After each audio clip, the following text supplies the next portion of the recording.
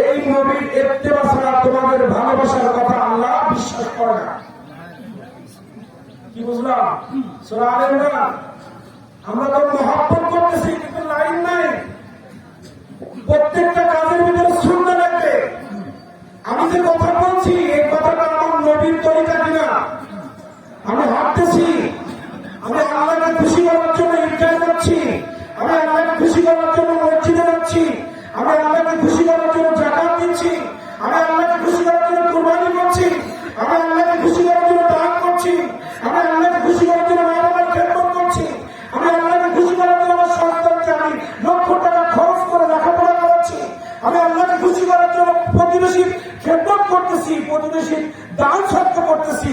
কিন্তু আমার দানটা আমার নবীর তরিকায় কিনা, আমার মসজিদে যাওয়াটা আমার নবীর সুন্নাহ কিনা, আমার কথা বলাটার ভিতরে আমার নবীর সুন্নাহ আছে কিনা এটা যাচাই করি।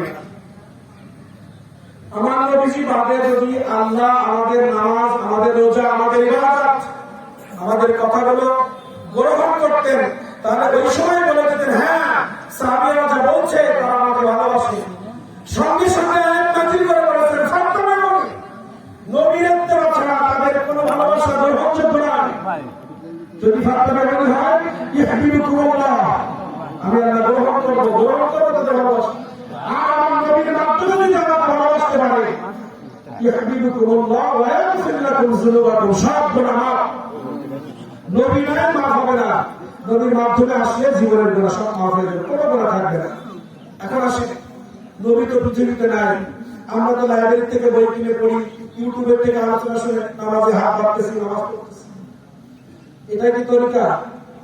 তরিকা হচ্ছে যা নবী পৃথিবীতে নাই, নবী সাল্লাল্লাহু আলাইহি ওয়াসাল্লামের সুন্নাত পদ্ধতিতে যারা পৃথিবীতে রাজ কায়েম করছে, পৃথিবীতে জ্ঞানের আলো ছড়িয়ে দিচ্ছে, পৃথিবীতে কোরআন মাজিদের আলো ছড়িয়ে দিচ্ছে, পৃথিবীতে হাদিসের আলো ছড়িয়ে দিচ্ছে, সেই তরিকা অনুযায়ী রাসূল সাল্লাল্লাহু আলাইহি ওয়াসাল্লামের নিসবত, রাসূল সাল্লাল্লাহু আলাইহি ওয়াসাল্লামের ইবাদত প্রাপ্ত সাহাবায়ে কেরাম, তাবেঈন কেরাম, তাবেঈন কেরাম থেকে যে ধারাবাহিকভাবে আল্লাহর ওলিরা পৃথিবীর জমিনে ইসলামের দাওয়াত দিচ্ছেন, সেই লাইনে আসতে হবে। শুধু স্লোগান থেকে মাথায় টুপি দেখে আর বড় বড় কথা বললে হবে না, তাদের বই দেখতে হবে, তাদের নিসবত দেখতে হবে, তাদের রশি কোথায়। রশি যদি সিদ্দিক আকবরের সাথে না করে, আমি রাজনীতি করবো, আমি ইসলামের রাজনীতি করবো, আমি সবকিছু করবো, কিন্তু আমার রাজনীতিটা আমার সাহাবীর সাথে আছে না।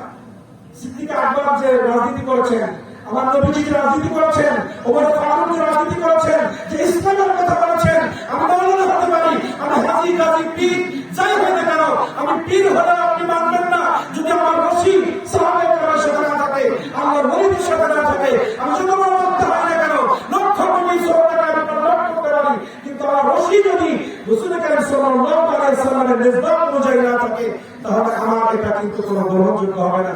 এই যে হক্কানি আল্লাহর ওলি আমরা পেয়েছি, যে ওলি এই বাগান সাজিয়েছে আমার শাহ কর্মী মাসুদ কর্মী রহমতুল্লাহ আলাইহি বলেন, ভাইজান আসার আগে প্রতিবারই বলে আমার আব্বাজানের বাগান, আমার আব্বাজানের মেহনত করেছেন পানিয়াবাসীর জন্য, আব্বাজানের স্মরণ করে কিছু কথা বলা।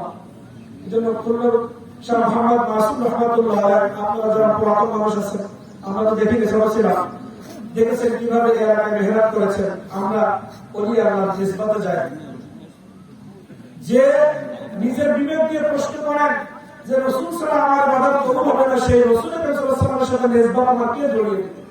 পৃথিবীর সব ধোঁকা, আমার হায়াতুদ দুনিয়া ইল্লা মাতাউল গুরুর, আল্লাহ তাআলা বলেছে দুনিয়া সবাই তোমার ধোঁকাবাজি করতেছে, সবাই ধোঁকাবাজি করতেছে বিভিন্ন ভাবে। আল্লাহ তাআলা আমাদের সবাইকে কবুল করেন যেন আমরা এই রশিটা যেটা বলেছি এটার জন্য আমরা বুঝতে পারি। আমি একটা হাদিসে মোবারকা বলে আলোচনা শেষ করছি, আর তো দয়া করে ইশারা করবেন যে শেষ অবধি আমার দেরি হয়ে যায়। সময় প্রায় তো 7:30 হয়ে গেছে, এখন আপনার অনুমতি দিলে নামাজ হবে। এটা ঈদগাহ আপনাদের